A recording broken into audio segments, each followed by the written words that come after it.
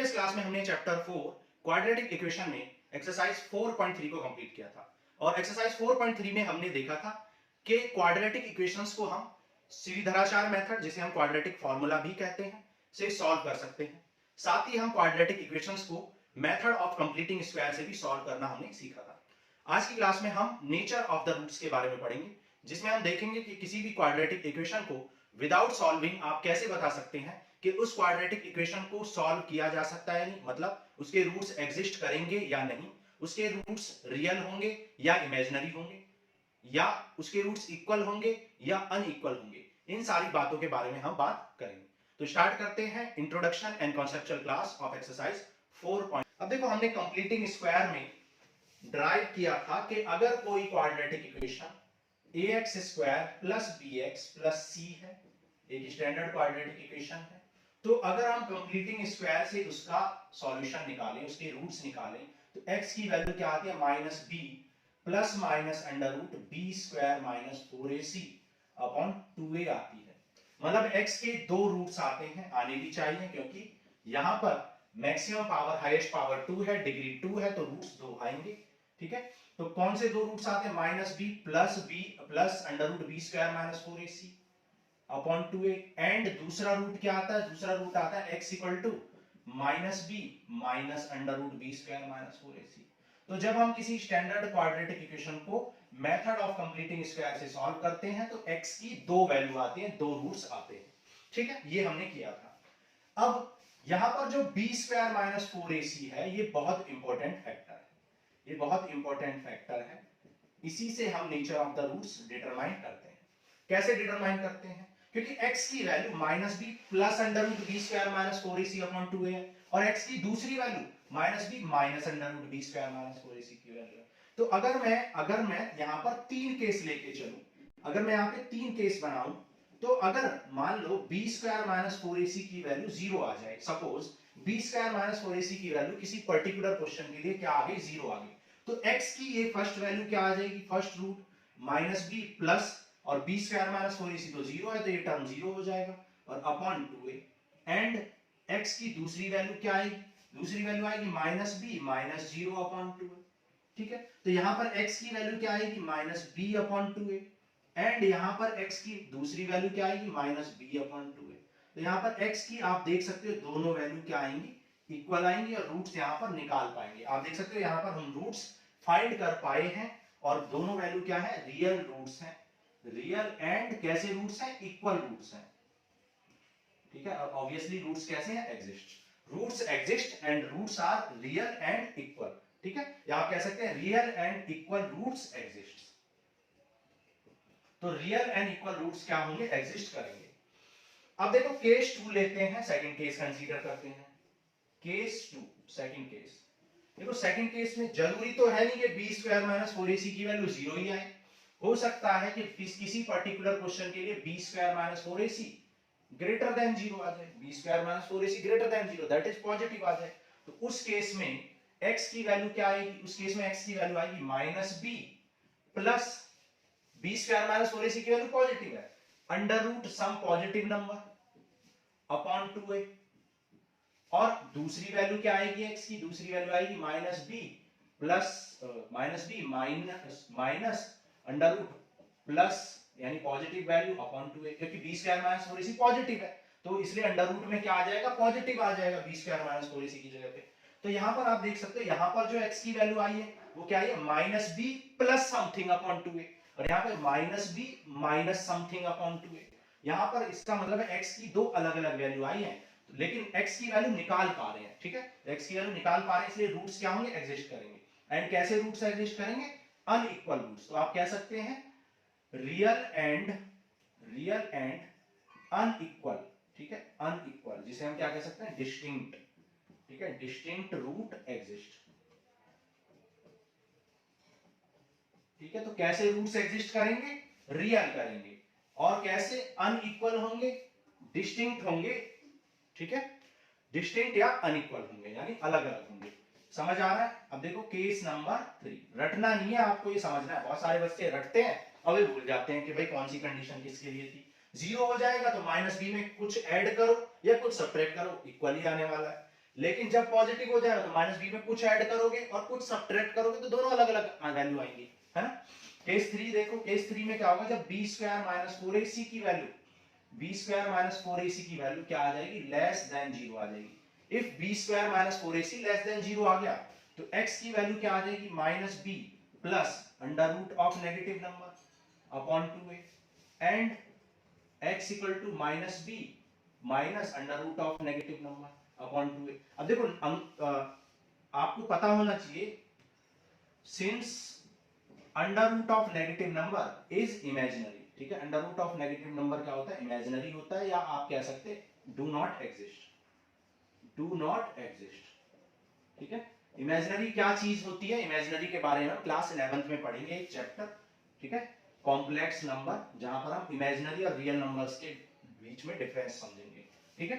तो क्योंकि under root of negative number imaginary होता है, या यूं कहें डज नॉट एग्जिस्ट होता है, तो इसलिए एग्जिस्ट नहीं करता है, इसलिए x की वैल्यू क्या हो जाएगी, minus B plus does not exist और minus B minus does not exist. तो ये जब वैल्यू डज नॉट एग्जिस्ट है तो हम वैल्यू निकाल ही नहीं पाएंगे x की, तो आप कह सकते हैं roots are imaginary and distinct.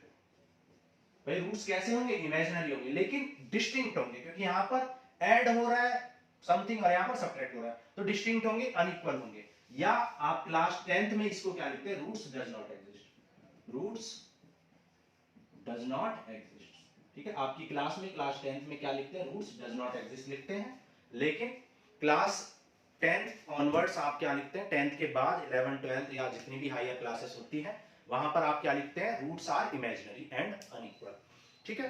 तो ये हो गया नेचर ऑफ द रूट्स। अब देखो यहां पर एक बात और मैं फाइनली बता देता हूं कि बी स्क्वायर माइनस 4ac की वैल्यू जब हमने ग्रेटर देन 0 ली तो उस केस में दो केस बनते हैं, यहां पर भी फर्स्ट केस क्या बनता है भाई, बी स्क्वायर माइनस 4ac की वैल्यू या तो ऐसी होगी जिसका रूट निकालना पॉसिबल होगा, ठीक है, ऐसी वैल्यू होगी जिसका रूट पॉसिबल होगा, और एक ऐसी वैल्यू होगी जिसका रूट क्या होगा, जिसके रूट की वैल्यू क्या आएगी, इररेशनल आएगी। तो जब बी स्क्वायर माइनस 4ac की वैल्यू रैशनल आएगी, दो केस बनेंगे, और सेकंड केस क्या बनेगा, जब बी स्क्वायर माइनस 4ac की वैल्यू इररेशनल आएगी, ठीक है, इररेशनल।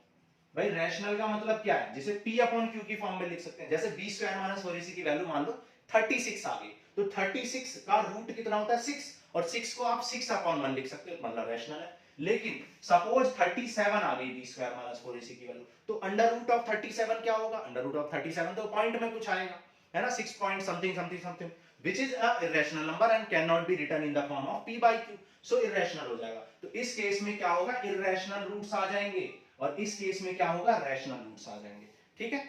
बात समझ में आ रही है, तो इतना नोट कर लो, फिर आगे हम एग्जांपल्स करते हैं। एग्जांपल नंबर 16 देखो, एग्जांपल 16 कह रहा find the discriminant of the quadratic equation 2x square minus 4x plus 3। अच्छा, एक चीज और मैं आपको बताने भूल गया कि b square minus 4ac, b square minus 4ac क्या करता है, बताता है कि नेचर ऑफ द रूट्स क्या है। b square minus 4ac determines the nature of the roots as b square minus 4ac determines the nature of the roots, क्योंकि b square minus 4ac ही वो टर्म है जो नेचर ऑफ द रूट्स को determine करता है, decide करता है। सो b square minus 4ac is called discriminant, इसलिए इसको डिस्क्रिमिनेंट कहते हैं। डिस्क्रिमिनेंट क्यों कहते हैं, क्योंकि ये डिस्क्रिमिनेट करता है, मतलब डिस्क्रिमिनेट का मतलब क्या है, उनको डिटरमाइन करता है कि रूट्स कैसा आएगा, हिंदी में बोले तो भेदभाव करता है, उनके बीच में डिफरेंस निकालता है कि भाई कैसे होंगे ये, किसके रूट कैसे होंगे, ठीक है, determines. So it is called discriminant, b square minus 4ac is called discriminant and denoted by d and denoted by capital D, और इसलिए इसे कैपिटल डी से डिनोट करते हैं, ये बात आपको पता होनी चाहिए, ठीक है। नाउ देखो एग्जांपल नंबर 16 करते हैं। अच्छा, एग्जांपल 16 करने से पहले एक चीज और समराइज नहीं की हमने, b स्क्वायर माइनस 4ac अगर 0 हो तो रूट्स कैसे होते हैं, इक्वल, लेकिन एग्जिस्ट तो करते हैं, और ग्रेटर देन 0 तब रूट्स कैसे होते हैं, अनइक्वल, लेकिन एग्जिस्ट करते हैं। तो दो केस में हम क्या कहते हैं, एग्जिस्ट करते हैं, लेकिन एग्जिस्ट कब नहीं करते हैं, जब बी स्क्वायर माइनस फोर ए सी लेस देन जीरो होता है, तो डू नॉट एग्जिस्ट, या फिर कह सकते हैं इमेजिनरी। ठीक है, तो ये बात और है। तो दो केसों को मिला के हम कह सकते हैं एग्जिस्ट करते हैं, इक्वल वाले में भी और ग्रेटर देन इक्वल जीरो वाले में भी। लेस देन जीरो वाले में डू नॉट एग्जिस्ट होता है। ठीक है, अब करते हैं एग्जांपल 16। कह रहा find the discriminant of this quadratic equation and find the nature of the roots. तो पहले डिस्क्रिमिनेंट निकाल लो, 2x square minus 4x plus 3 equal to 0। सबसे पहले कंपेयर करो ax square plus bx plus c से, तो a आ जाएगा 2, b आ जाएगा -4, c आ जाएगा 3। ठीक है, नाउ डिस्क्रिमिनेंट निकाल लो, b square minus 4ac, b कितना है -4, a 2 एंड c 3। तो 16 minus 24 which is -8 which is less than 0।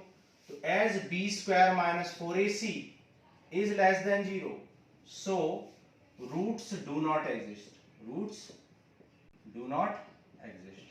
तो रूट एग्जिस्ट नहीं करेंगे क्योंकि b square minus 4ac less than 0 आ गया, मतलब रूट्स एग्जिस्ट नहीं करेंगे या फिर इमेजिनरी होंगे। क्वेश्चन 16 हो गया। 17 एग्जांपल करते हैं, नोट करो। देखो एग्जांपल नंबर 17 करते हैं। कह रहा एग्जांपल 17 में A pole has to be erected at a point on the boundary of a circular park। एक सर्कुलर पार्क की बाउंड्री पर आपको एक पोल को इरेक्ट करना है। ठीक है, तो देखो एक सर्कुलर पार्क बना लेते हैं। सबसे पहले हम लोग एक सर्कुलर पार्क है और इस सर्कुलर पार्क की बाउंड्री पर हमने एक पोल को इरेक्ट कर दिया। ठीक है, मान लो P से इसको डिनोट कर दिया, P फॉर पोल। ठीक है, नाउ कह रहा है ऑफ डायमीटर 13 मीटर, डायमीटर कितनी है 13 मीटर है, in such a way that the difference of its distance, इसकी डिस्टेंस का difference from the two diametrically opposite gates, दो diametrically opposite gates हैं, मतलब दो ऐसे गेट हैं जो diametrically opposite हैं। ठीक है, तो उनसे डिस्टेंस आपको बोली गई है। तो मान लो डायमीटर पे हमने ये क्या कर दिया, गेट लेट कर लिया। ठीक है, मान लो डायमीटर पर ये गेट ए है और ये गेट बी है। ठीक है, और डायमीट्रिकली डिस्टेंस जो है, मतलब डायमीट्रिकली जो गेट्स हैं उनसे इस पोल की डिस्टेंस, भाई इस गेट से इस पोल की डिस्टेंस और इस गेट से इस पोल की डिस्टेंस। ठीक है, पोल की डिस्टेंस डायमीट्रिकली अपोजिट गेट से कितनी दे रखी है, डिस्टेंस का डिफरेंस 7 यूनिट्स है, इज 7 मीटर्स। ठीक है, is it possible to do so, क्या ऐसा हो सकता है? If yes, at what distance from the two gates should the pole be erected. तो गेट से कितनी डिस्टेंस पर पोल को इरेक्ट किया जाएगा? तो लेट कर दो, let the distance of gate A from pole is x metre. आपने मान लिया कि भाई ए गेट की पी पोल से कितनी डिस्टेंस है, x मीटर डिस्टेंस है। ठीक है, अब डिफरेंस क्या बोला है, डिफरेंस बोला है 7 मीटर का डिफरेंस बोला है। इस मतलब पोल की ए से जो डिस्टेंस है, पोल की बी से जो डिस्टेंस है, उनका डिफरेंस 7 है। अब यार डिफरेंस दो तरीके से सोच सकते हो, भाई इसको x ले लिया तो इसको x प्लस 7 ले लो या x माइनस 7 ले लो। x माइनस 7 लोगे तब भी तो डिफरेंस कितना आएगा, तब भी तो डिफरेंस 7 आएगा, या फिर x प्लस 7 ले लो तब भी डिफरेंस 7 आएगा, है ना। तो चाहे तो x माइनस 7 ले लो, x प्लस 7, बुक में x प्लस 7 लिया, हम x माइनस 7 लेके कर लेते हैं, थोड़ा सा अलग वे में कर लेते हैं। ठीक है, और डायमीटर आपको दे रखी है 13। ठीक है, तो by in triangle ABP by Pythagoras theorem apply कर दो ट्रायंगल ABP में, क्या हो जाएगा, हाइपोटेन्यूज का स्क्वायर दैट इज AP का स्क्वायर इक्वल होगा AP square plus PB square के। AB कितना है 13, AP क्या है x स्क्वायर, PB कितना है x माइनस 7, स्क्वायर कर दो 13 का square 169, x square plus x square a square plus b square that is 49 और 2 into a into b। ठीक है, तो ये आ जाएगा 2x स्क्वायर 2 7 जा 14x प्लस 49 और 169 को राइट साइड में ले जाओ तो माइनस 169 इक्वल टू 0 यहां बचेगा या यहां लिख लो। ठीक है, तो आ जाएगा 2x square minus 14x minus 120 equal to 0। 2 common ले लो, क्या बचेगा x square minus 14x minus 60 equal to 0। Okay, x square minus 14x minus 60 sorry 7x आएगा, 7x minus 60 equal to 0। 2 divide में जाएगा तो 0 हो जाएगा, x square minus 7x minus 60 equal to 0। Compare कर लो ax square plus bx plus c से, तो यहाँ से a की वैल्यू क्या आ जाएगी 1, b की वैल्यू क्या आ जाएगी माइनस 7 और c आ जाएगा माइनस 60। नीचे दिखाई दे रहा है। ओके, तो a आ गया 1, b आ गया माइनस 7 और c आ गया माइनस 60। ठीक है, अब आप क्या निकालोगे, डिस्क्रिमिनेंट की वैल्यू निकालोगे, तभी तो पता चलेगा कि रूट्स एग्जिस्ट कर भी रहे हैं या नहीं। तो b की वैल्यू क्या है माइनस 7, a कितना है, a है 1 और c कितना है, c है माइनस 60। पुट कर दो, 7 का स्क्वायर 49 और 6 4 जा 24, तो 240 हो गया, तो ये आ गया 289। ठीक है, d आ गया 289। ठीक है, नाउ अब आप या तो फैक्टराइज कर लो, क्योंकि d की वैल्यू क्या आ गई ग्रेटर देन 0 आ गई, तो रूट्स क्या होंगे एग्जिस्ट, रूट्स एग्जिस्ट। ठीक है, अब आप कुछ भी कर सकते हो, आप चाहे तो क्वाड्रेटिक फार्मूला यूज करो, आप चाहे तो सिंपली क्या कर लो फैक्टराइज कर लो। मान लो सिंपली फैक्टराइज ही कर लेते हैं। 60 को ऐसे फैक्टराइज करो कि सब्ट्रैक्ट करके माइनस 7 आ जाए, सब्ट्रैक्ट करके माइनस 7 आ जाए। तो देखो 30, क्या 30 और 2 को सब्ट्रैक्ट करके आएगा 7? नहीं। क्या 15 और 4 को करके आएगा? नहीं। क्या 3 2 जा 6 2 जा 12 और 5 को करके आएगा? बिल्कुल 12 और 5 को करके आ सकता है, आ जाएगा। x कॉमन ले लो, क्या बचेगा x माइनस 12। 5 कॉमन ले लो, x minus 12। x minus 12 common ले लो, क्या बचेगा x plus 5। Now two terms का प्रोडक्ट जीरो है, तो या तो फर्स्ट टर्म जीरो है, either first term is zero और second term is zero. So x की वैल्यू क्या आ गई 12 आ गई। ठीक है, और x की वैल्यू यहां पर क्या आ गई minus 5, which is not possible, क्योंकि नेगेटिव वैल्यू नेगेटिव डिस्टेंस थोड़े ना हो सकती है भाई, पोल की गेट तक डिस्टेंस नेगेटिव थोड़े ना हो जाएगी, नहीं हो सकती है। तो x की वैल्यू यहां पर 12 आ गई, x 12 है। x किसको लेट किया था, distance of a from p, that is pa, shortcut में लिख देते हैं pa कितना आ गया 12 सेंटीमीटर, या जो भी है यूनिट्स, जो भी यूनिट दे रखी है। और pb कितना आ जाएगा, pb आ जाएगा x minus 7, that is 12 minus 7, that is 5 units. ठीक है, तो a से डिस्टेंस कितनी है p की 12 यूनिट, और b से डिस्टेंस कितनी है 5 यूनिट। तो ये हो गया एग्जांपल 17, अच्छा एग्जांपल है। नेक्स्ट करते हैं एग्जांपल 18, नोट करो। देखो एग्जांपल नंबर 18, एग्जांपल 18 कह रहा find the discriminant of the equation and hence find the nature of the roots, find them if they are real, और अगर वो रियल हैं तो फाइंड करो। इक्वेशन क्या गिवन है आपको, इक्वेशन गिवन है 3x स्क्वायर minus 2x minus 1/3 plus 1/3 equal to 0।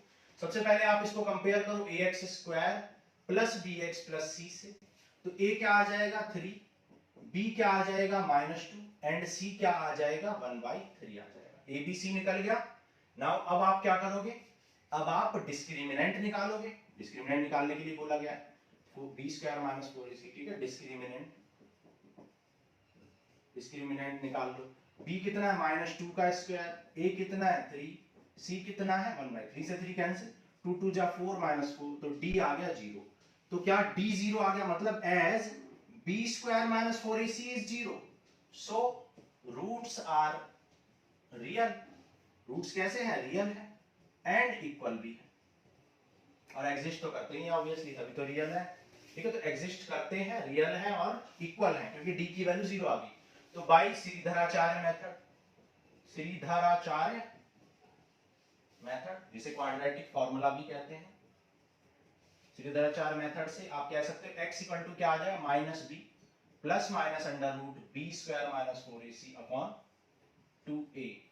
तो ये x क्या आ चुका है, x आ चुका है b क्या है -2 और b स्क्वायर माइनस 4ac तो 0 आ गया है डिस्क्रिमिनेंट, और a क्या है, a है 3, तो माइनस इंटू माइनस प्लस 2/2 3 जा 6, और 0 यहाँ पे प्लस माइनस 0 आएगा, तो 2 3 जा 6, तो x की वैल्यू आ जाएगी 1/3 प्लस 0, और दूसरा आएगा 1 माइनस, ठीक है 0 तो छोड़ो, तो x क्या आ जाएगा 1/3 and 1/3।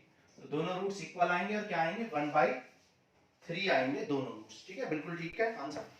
So this ends with your introduction and conceptual class of exercise 4। अब नेक्स्ट क्लास में हम एक्सरसाइज 4.4 सॉल्व करेंगे। ठीक है, थैंक यू।